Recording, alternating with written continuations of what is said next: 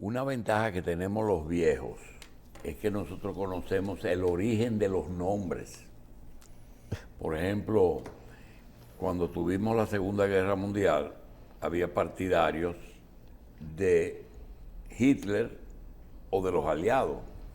Entonces había un señor que a sus dos hijos, a uno le puso Hitler y a otro Mussolini. Sí. ¿Verdad? Pero también ocurre con la literatura. Con la literatura, los apasionados del famoso escritor Vargas Vila le pusieron algunos. Yo creo que hay un juez que se llama Hirohito también. Sí. Hirohito era Sí. admirador del emperador de Japón.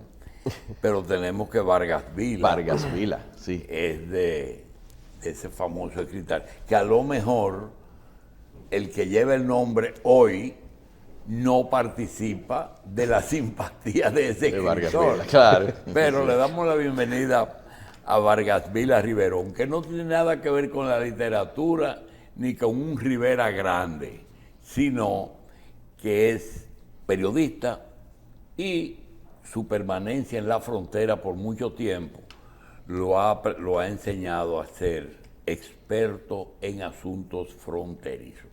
Yo particularmente creo que es difícil hacerse experto, pero por lo menos Vargas Vila nos puede ayudar a saber cómo va a terminar ese problema, si es que va a terminar. Decía Balaguer que eso ya es inminente, lo que va a ocurrir, va a ocurrir.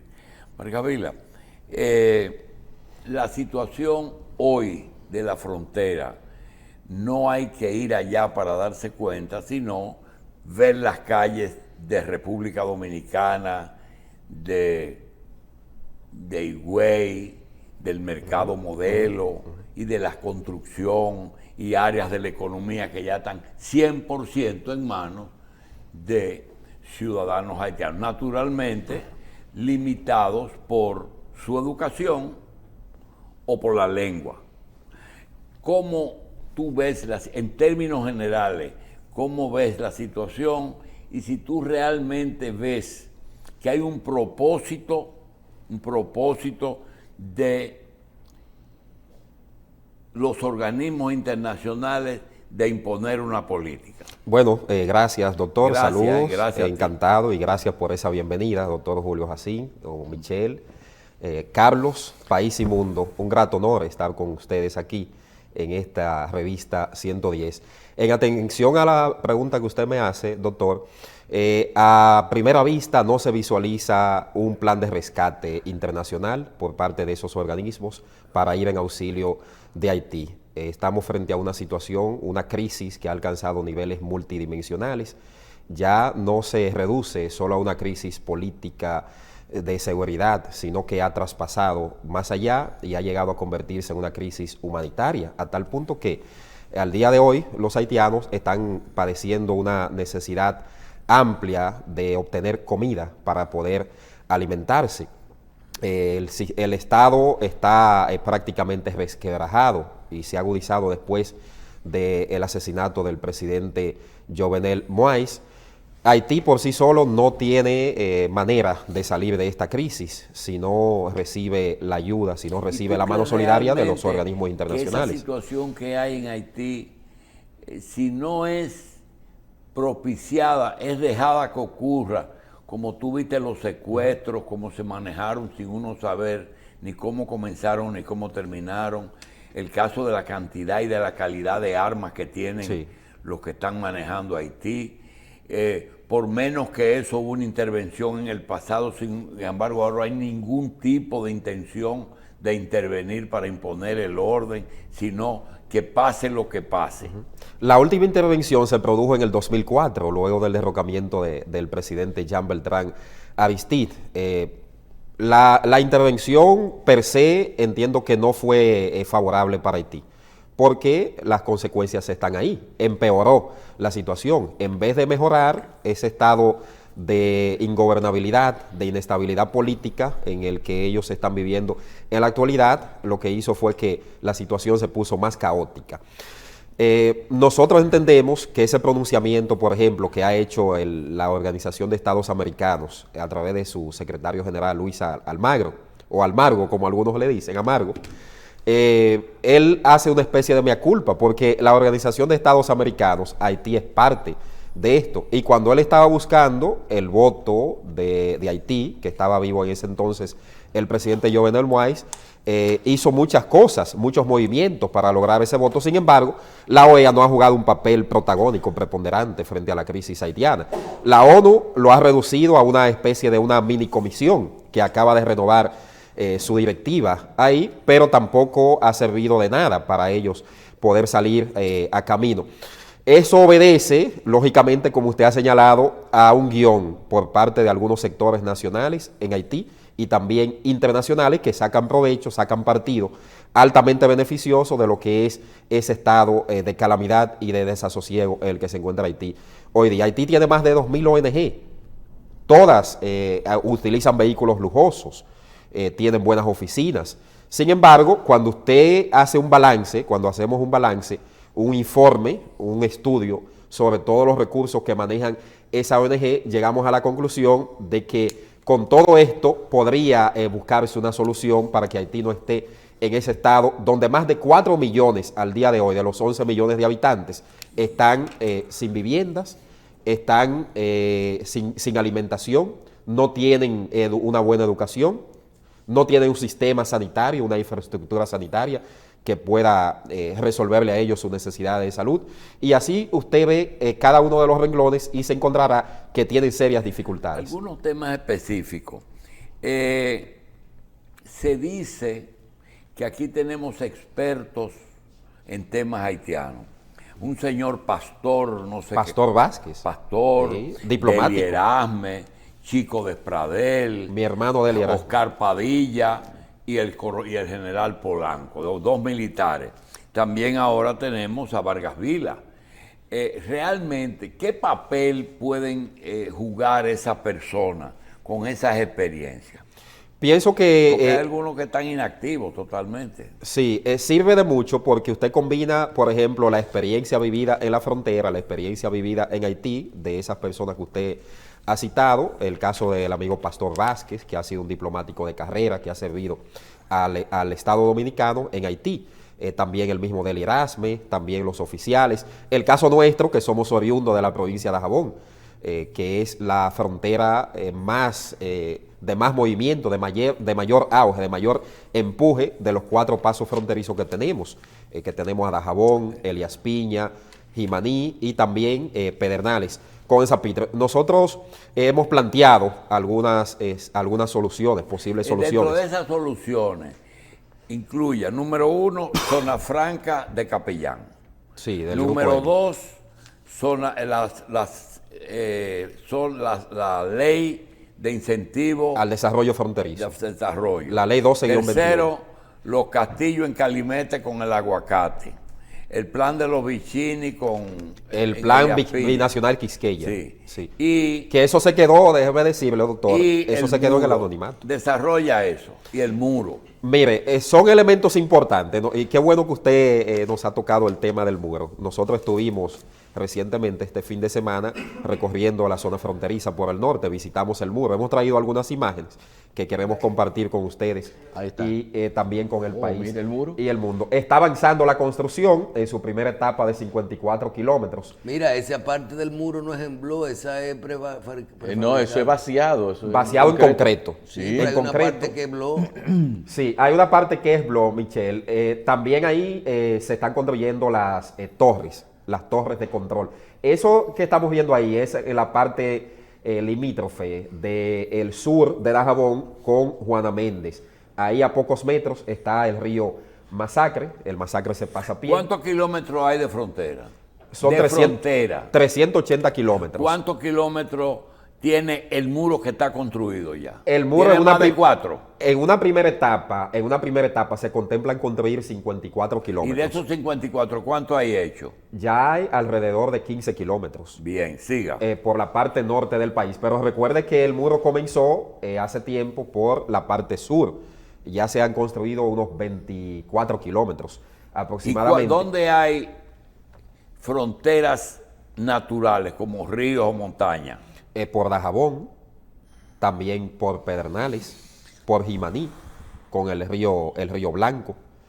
Porque en el caso de Dajabón, de la frontera con Juana Méndez, y es algo que quiero resaltar y aclarar, porque quizás hay muchas personas que nos ven y piensan que el río Masacre es que divide en su totalidad la frontera de República Dominicana y Haití por Dajabón, y no es así. Hay partes que nosotros tenemos territorio. Después, que está del lado de nosotros y hay partes que están del lado de exacto, y que está del lado de aquel lado del río Masacre, como el caso de La Vigía, que nosotros visitamos igual ayer. que el Artibonito abajo. Efectivamente, que es el yaque del sur. Nosotros entendemos que la construcción del muro es una obra trascendental de alto impacto y que es un esfuerzo del gobierno dominicano, del presidente Luis Abinader y todo el Estado. Sin embargo, debe haber también un muro mental en la mentalidad de los agentes que están para resguardar nuestra frontera. Hablo de los soldados, hablo de los agentes de migración, de los agentes de aduanas y de las distintas agencias. Y hay que muchas ONG están ahí. en la frontera. En la frontera las ONG no son tan notorias. La mayor cantidad de ONG están del lado haitiano, porque allá es que está la situación más calamitosa. Y ese muro está totalmente en el lado nuestro. En el lado nuestro, en el lado dominicano. Eso que veíamos ahí era la zona del callejón de Nanguito Esteves, que era un ganadero y agricultor, y por ahí, por esa zona, era uno de los puntos más vulnerables, por donde cruza muchísimos indocumentados, cruzaban armas, cruzaban drogas. ¿Cómo llegan las parturientas aquí, Vargas Vila? Las parturientas haitianas llegan por la frontera. Ellas vienen a pie, cruzan y vienen a la maternidad, ¿verdad? No solo a pie. Cruzan al lado dominicano a pie, pero nosotros lo hemos dicho aquí mismo y lo reiteramos, que ha habido ciertos niveles de complicidad para permitir que esa gran cantidad de extranjeras de nacionalidad haitiana vengan a dar a luz a territorio dominicano. En los primeros 6 meses de este año, 2022, 32,000 niños de nacionalidad haitiana nacieron en los hospitales de la República Dominicana. Pero con el presupuesto que dedicamos nosotros a esas parturientas o a salud, sí, nosotros podemos hacer 5 hospitales en la frontera del lado haitiano. Efectivamente, hay un proyecto que eso se ha quedado datimuerto. Hace alrededor de 2 años aquí se planteó, con fondos de la comunidad internacional, la construcción de infraestructuras hospitalarias en las provincias de la frontera. De inmediato esto generó rechazo y generó críticas porque algunos sectores entienden que debe construirse del lado haitiano, no del lado dominicano, porque así se descongestionaría el sistema de salud de la República Dominicana, que en lo que va de año han consumido los extranjeros, entre haitianos, venezolanos, chinos y de otras nacionalidades, más del 30% del presupuesto de salud pública de la República Dominicana. ¿Cómo llegan venezolanos y chinos a Haití? No, me refiero aquí a la República Dominicana. Yo sé que llegan, cruzan de Haití, pero ¿cómo llegan a Haití esa gente? Ellos llegan por los aeropuertos. Normal llegan. Normal. Hubo un tiempo, doctor Julio, que el tráfico de chinos fue más notorio que el tráfico de haitianos procedentes de Haití.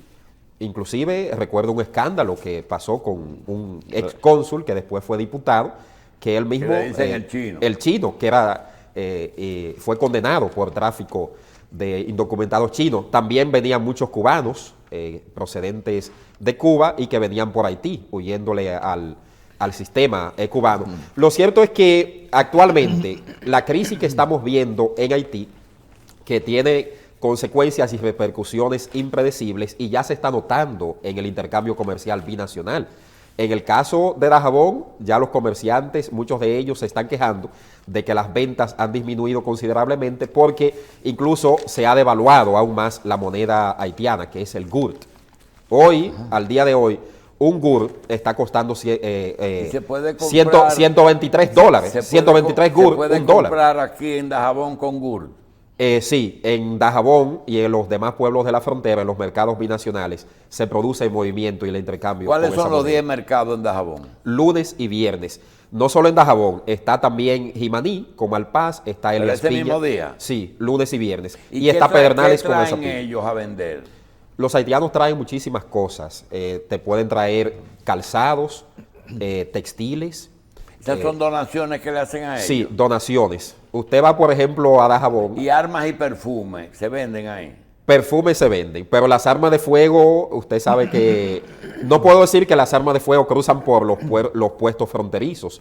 Las armas de fuego que ingresan a territorio dominicano por la frontera lo hacen muchas veces burlando los controles fronterizos y pudiera existir algún nivel mínimo de complicidad.